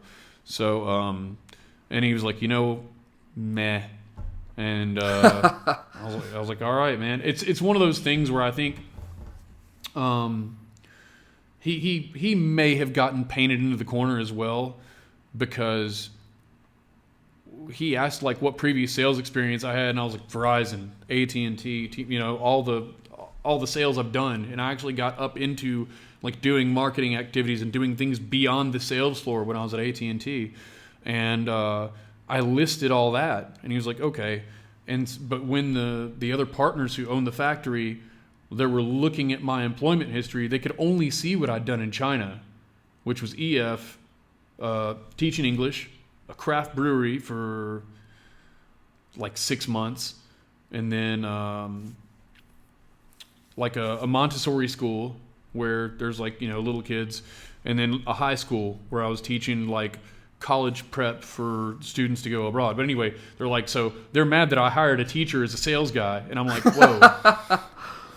I'm a sales guy who's teaching, right? Yeah. Like, I'm not, and he's like, well, they can't see any of that, so they're giving me a bunch of heat, and they want you to bring a deal through now, and COVID's happening, and the guillotine blade was just slowly lowering itself. Are they like America in that they keep tabs on you, and you have a green card, and you have only so much time to find another job and things like that, or can you pretty much just... Yep. Yeah, okay. So. Nope. It is maybe as strict. Being an American, I have no idea how strict America is. Sure. But if it's about as hard to live in America as it is to live in China, then I sympathize with people who struggle to live in the U.S. legally. Yeah. Because man, sometimes employers don't hold up their end of the bargain, you know? And if you came over because of an employer, let's say if you're Guatemalan and you come to America because an employer says they'll do that, and because the employer doesn't handle their paperwork right, or the employer doesn't spend thousands of dollars to get this certification. I don't know how that works either. In China, you have to have a thing that allows you to hire foreigners. So I don't know if in America you have to have some piece of paperwork that says we can hire people from other countries and like sponsor their visas. I was going to say, or if that's just a thing that all American companies are inherently allowed to do. I don't think so. I do think, now I may be talking a little bit out of turn, but I do recall there being something like, at least in my own job searches I've seen, where lots of companies are like, oh, we're unable to sponsor at this time. And if anybody could do it, then they would just do it, you know. So I would imagine there's some legislation around that. Yeah, but it's like this is one of those many things that I've never thought of until I moved over here and was on the receiving, or I was inside of the situation and had to think, oh wow, I wonder how people in America, because, you know, as an American in America, you never leave the country, you never have to give any of this a second thought. And Yeah. America's so big and so diverse as far as like in every way that you never have to leave the country to experience things that you would normally have to leave a country for. Like China's a very homogenous sort of like there aren't many foreigners here, you know. Like me as a white guy, I walk through town. If you're white, you're black, you're Indian, if you look different than a Han Chinese person, you know, you get some of these, and the kids will point and they'll say foreigner. You know, they say it in Chinese. But, Did you learn the word? Wild. Waigorin. Yeah. Yeah. And so, I was gonna ask you, Waigorin how- just means foreigner. Yeah. To what degree are you bilingual? Do you passive I'm grasp of the Chinese language, or I'm about halfway to being completely fluent. wow? Like I can be situationally very good if I go into a restaurant or something. There's almost nothing I don't understand, and I can converse with the staff as I need to. cool. I can call cars. I can tell people how to drive. I can tell people how to get where I am if I'm calling food.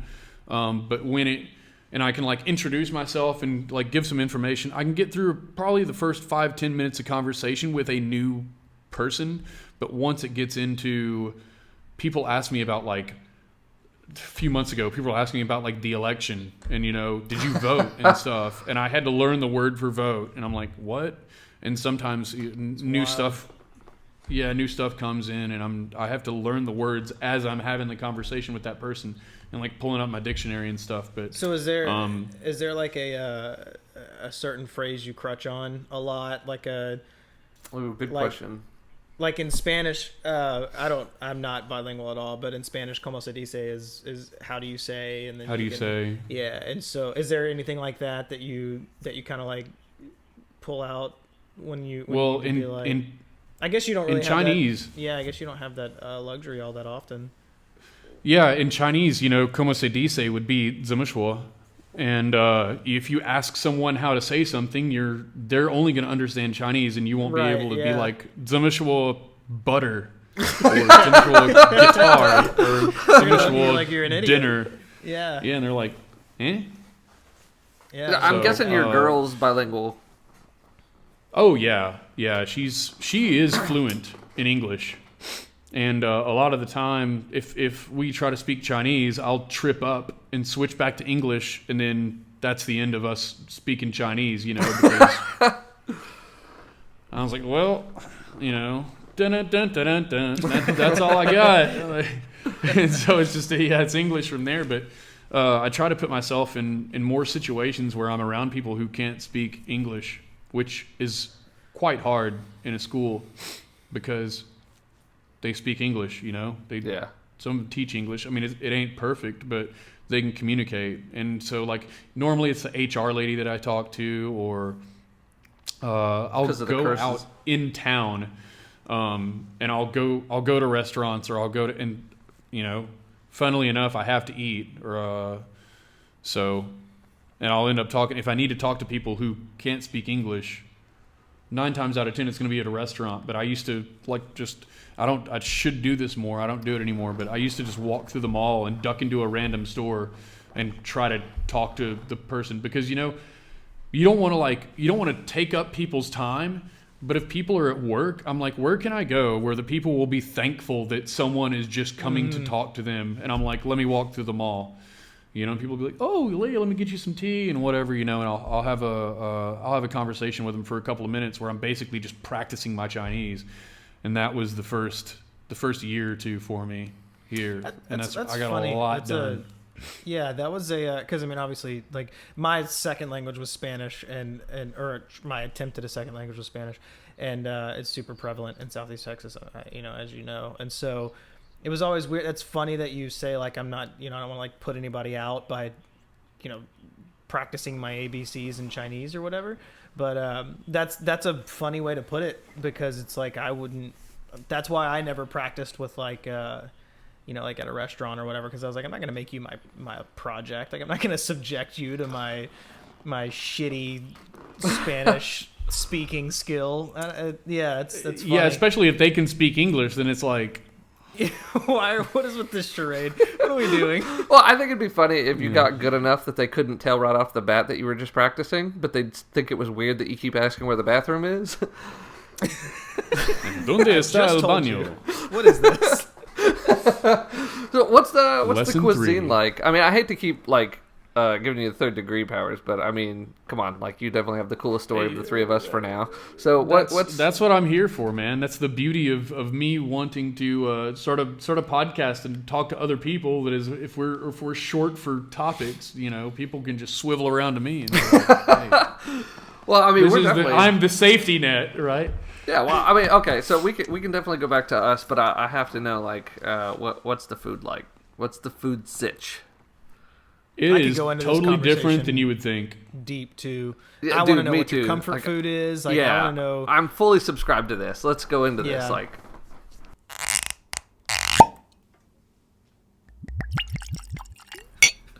So let's get into this this cuisine, man. I'm on the edge of my seat, Tom. Let's get into this. So, I'm with Chris. Let's get way in. What's your comfort food? What do you find yourself eating from home? Where you at?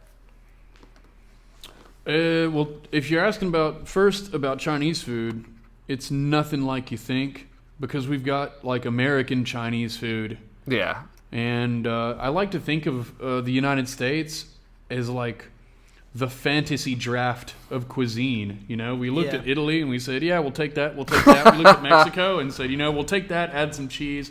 And then we looked at, we looked at a few other countries and it's like France, Eastern Europe, okay, we'll take your deli meats and stuff like that.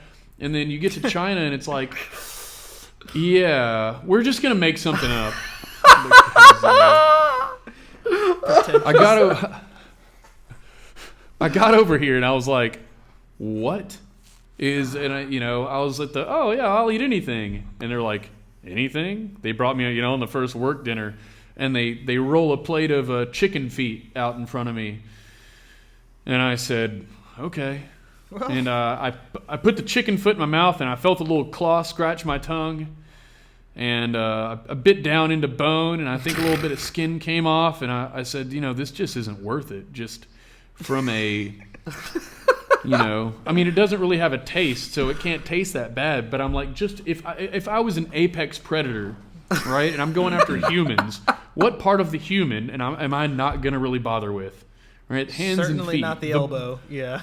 The bone to meat ratio is just, way off. So I don't get chicken feet, but it's within the world of Chinese food. It's pretty diverse, and as a Chinese person, it seems a lot more diverse than someone coming from a different country and seeing all this food that seems sort of the same.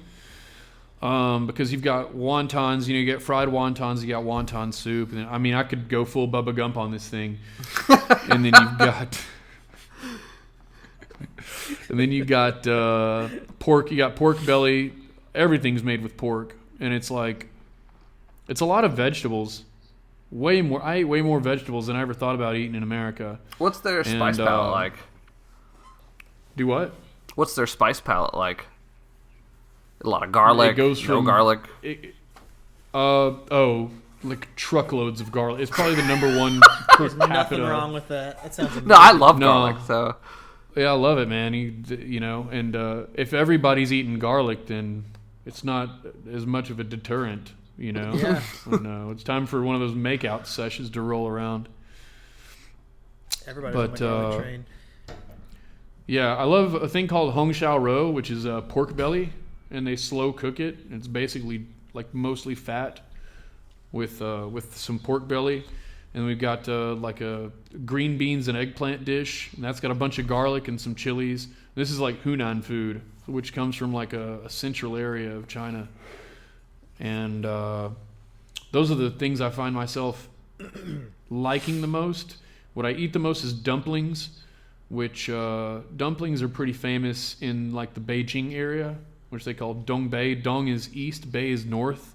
So it's the northeast area of China.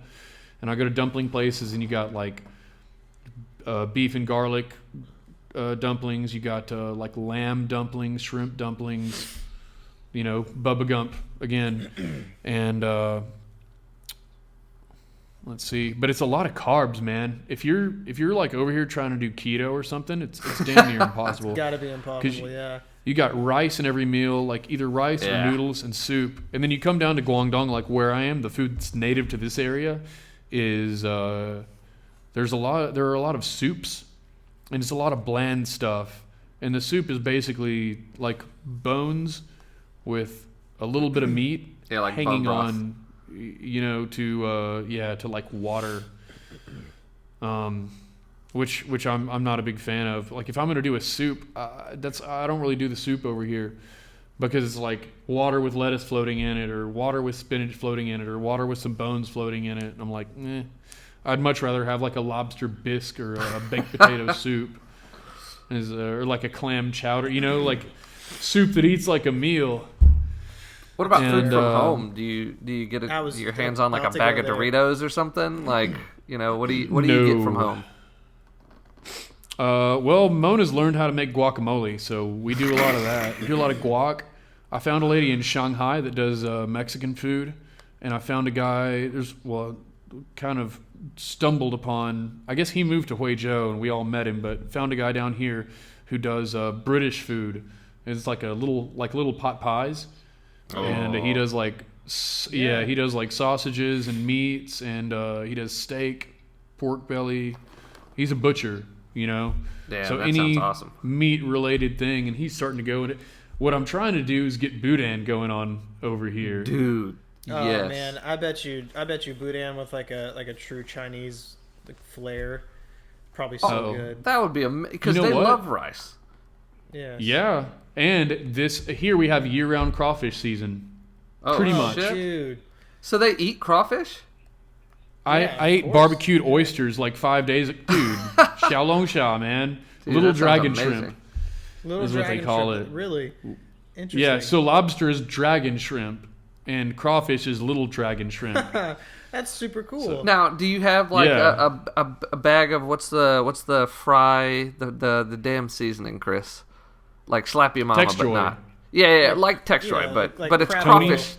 Yeah, it's Yeah. crab like crawfish boil basically. Like do they have seasoning there that goes with it, or Chinese tasting? It's not anything. Oh yeah, it's not anything like the stuff we have is more oh motherfuck. different. I don't know how to describe it. Oh man, another thing I want to do is like videos with food. And I want to model it after like an Anthony Bourdain, No Reservations, or a Parts Unknown. Where I go out to a roadside thing, like on the side of the street. I'm at some barbecue, and like right now I'd be freezing my ass off because whatever 7 degrees is in Fahrenheit, it's 7 degrees here now, which I think is pretty fucking cold. 1.8 times 7, 14, 32. It's about 47 degrees with wind. Cold enough. Yeah, but so I want to go to little places and do the barbecue. We did barbecued oysters like 5 days ago. The oysters here are incredible. They barbecue eggplant here, incredible. All the vegetables, they do like such a good job with like mushrooms, green beans, stuff you'd never eat, man. Like China's a lot better at doing, especially eggplant, at doing vegetables than we are in the West. I feel like making it palatable, but there's a lot of oil and a lot of like seasoning involved. And another thing that's real popular over here is there's all these things that I don't like lamb skewers. I don't know how to say them in English. I want to, like you don't learn. It's like not a thing in America, and you come over here and they just hold it up and they say the word in Chinese, and you're like, oh, yang rou chuan, and then it's like, how do I say yang rou chuan in English? Because yang rou chuan is like lamb meat skewer in So that kebabs. order, But like I mix. It's weird living here that much. It's weird how I've like started to mix English and Chinese as well. Like I'll drop Chinese words into the middle of a sentence when I'm talking, and because we all live over here, And yeah, everyone has like sort of at least a tenuous grasp on Chinese. Everyone here knows what I'm talking about, and we have our own, like the expat community. We have our own like round of jokes that kind of goes with being a foreigner here, and it's jokes that like I can't think of any off the top of my head, but it's something that like if I go down to the nearest bar and I find like 4 Americans and 3 British guys, I'll have them rolling laughing, and I can make the same thing in a Facebook post, and people will be like, "What are you talking about?" It doesn't land. Yeah, it doesn't land. Yeah, exactly. It's like my humor with people from England. Nothing, I can talk to people from Texas, and they're like, dying. But yeah, it's a very different humor, and it's funny how a lot of things don't cross over. But yeah. Anyway, I'm on like a bit of a tangent.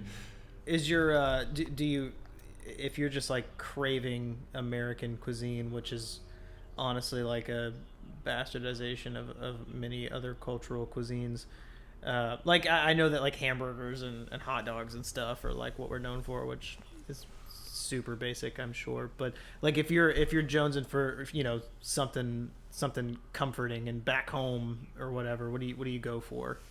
I go to this place, Liberty Brewing Company. Okay. All right, and that is, I think she's from New York. She opened. Oh, AirPod's dying. Hang on. She opened a place. Her name's Kendall, and I think it used to be a sandwich place. And then, let me move my microphone back. It used to be a sandwich place, and then I guess they did like a big renovation, and she teamed up with a guy from. Which AirPod did I just put in? She teamed up with a guy from Brazil, who is brewing the beer, and it became a gastropub, basically. Yeah.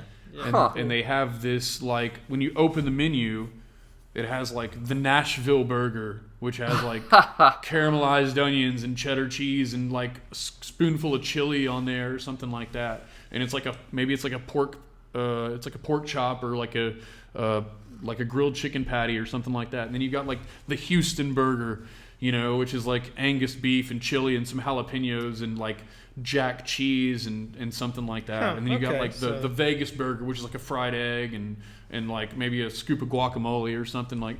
So they have an extensive burger menu. They do buffalo wings. They do jalapeno poppers. Damn. Quesadillas, flautas, nachos. The list goes on. A baked potato soup, tomato soup, a chili. And then as well as a fairly extensive range of craft beers, which I think there's like 8 that are proprietary that they do in-house, because you're sitting at the bar, turn around, there's the tanks, they're brewing. And then the rest of it, they have probably 20 beers on tap, and the other 10 to 12 are guest from, they're like guest brews from other breweries around the province. Wonder how hard it'd be to visit that place, just to pop in for like a week and then pop out. Now, very difficult. Oh, Normally, sure. Sans COVID protocol. Not at all. If COVID protocol ever goes away, which I'm beginning to wonder, because we just caught wind of, and this is still up in the air, nothing's confirmed. We had a confirmed case that may have been erroneously confirmed in the area where I am. And it was a guy who'd come down from Hangzhou, which is near Shanghai, which is basically like geographically, if Beijing is New York, it's like the Baltimore of China. Like if you just go a little further south along the coastline, Shanghai's like, maybe like around North Carolina or Maryland or something, like right there in the middle of the coast. We're further south, Hong Kong. We're in sort of like a Houston area of China. And then we've got the river that comes down. It's like a Mississippi River. And then the city, the way everything's laid out, I can put a map of Texas and a map of China like this, and it lines up. It's eerie. But the guy was from the UK, and they said it was a confirmed case. But now they're saying, oh well, it's fake news, and it was, it just made foreigners look bad for no reason, because there's a big narrative and a big thing now over where did the virus come from, right? And China's saying, don't look at us, the foreigners keep bringing it in. As long as we keep the foreigners out, we won't have a problem with the disease. And then America's saying, well, it came from Wuhan, as we all, heard last January when the virus originated in a place. Because if it's a virus and it's really spreading like that, how did it not pop up everywhere else before Wuhan, right, if it didn't come from there? But I digress. But there's a lot of finger pointing going around, for lack of a better word, right now. You're gonna get a postcard from that guy from Zimbabwe. Yeah.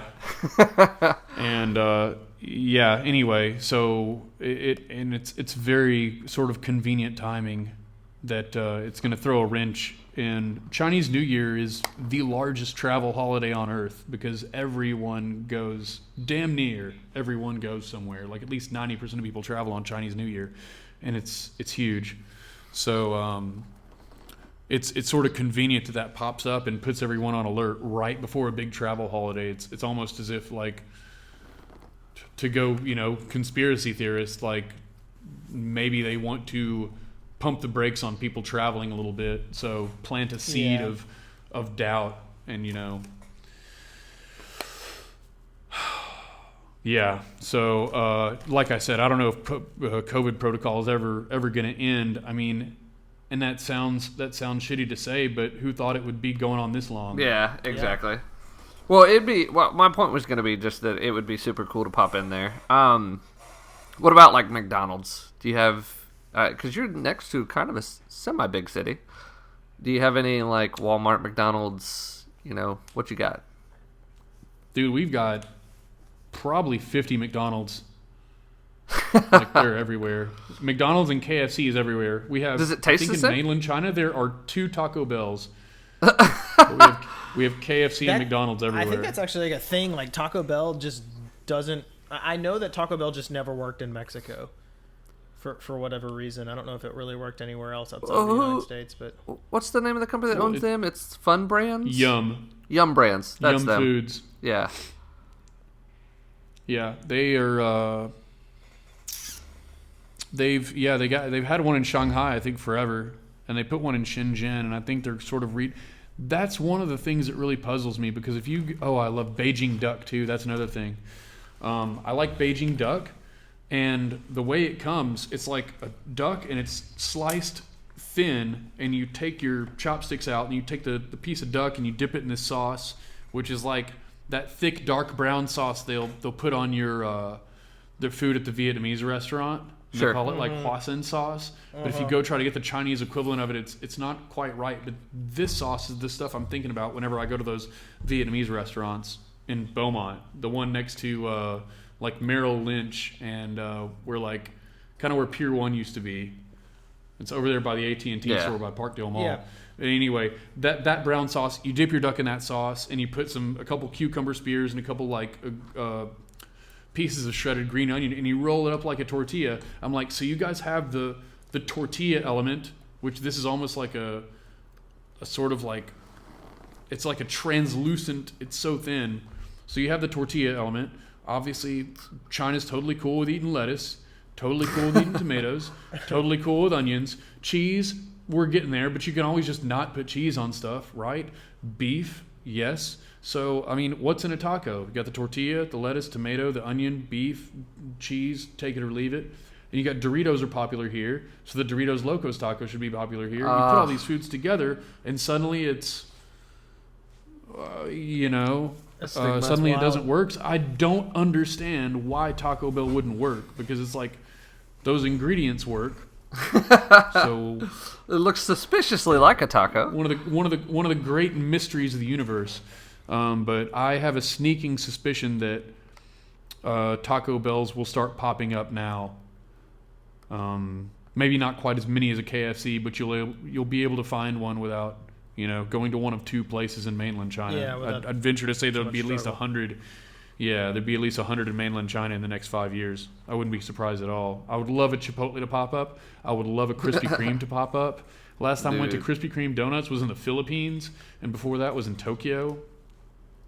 So have you moved Tokyo's got around a Taco bunch, Bell. like just on vacation or what have you? Like, have you moved around a bunch, or was this like I've been pre-China to- or?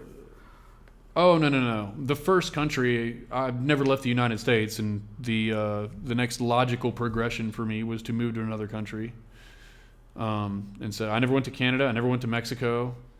But now since I've gone to China, I moved here, and after a few months, I was able to vacation to Thailand. That I Thailand's nice, but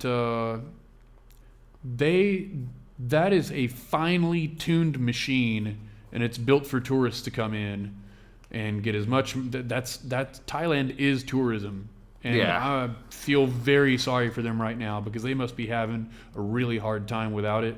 But I know Thailand has kind of a weird reputation. But so I went there because a bunch of friends were going there, and that's like the beach place to go. And you just want to, even though there's beaches in China, you just want to like get out of the country. Sure. Because you're like, oh well, there's all these countries now. Like if you're in America, you can't pop over to Vietnam, you can't pop over to Thailand, you can't pop over to Cambodia, and or Japan. And I've been to all those countries. I'd like to go to Korea, and I would like to go to Myanmar, Nepal. Like I haven't been to these places yet, but in the Philippines, I love the Philippines. I went there once, I think, and the Philippines is great. In terms of The travel Philippines time, is what are you talking? 3-hour flight to the Philippines, Wow, that's maybe nothing. 3.5. 3-hour flight to Thailand. It's about 2.5, 3 hours to get anywhere. Vietnam, Thailand, Indonesia, anything like that. I haven't been to Indonesia yet. That's the next place on my list. And then COVID hit and blew it all out of the water. Yeah, you want to call it? Yeah, because I gotta. Yeah. Go, I have to. There's your inaugural, man. There's your episode. So. That's it. The first episode. That's a wrap. We're probably gonna cut out the 5 minutes before that we spent talking about the ins and outs of how to manage the video and audio clips individually. But Fair. That's a wrap on the first ever episode of Whiskey and Wontons, the soon-to-be wildly famous and #1 English-speaking podcast in the Guangdong province. Thanks for. Hey, I'm. Thanks for having us. You think I squeezed enough qualifiers into there? Hey, man. I love Excellent. Awesome. All right, enjoyed it. man. I'm looking forward to the next. All right, brother. So, yeah, we're going to cut the audio here. And thanks for tuning in, everybody.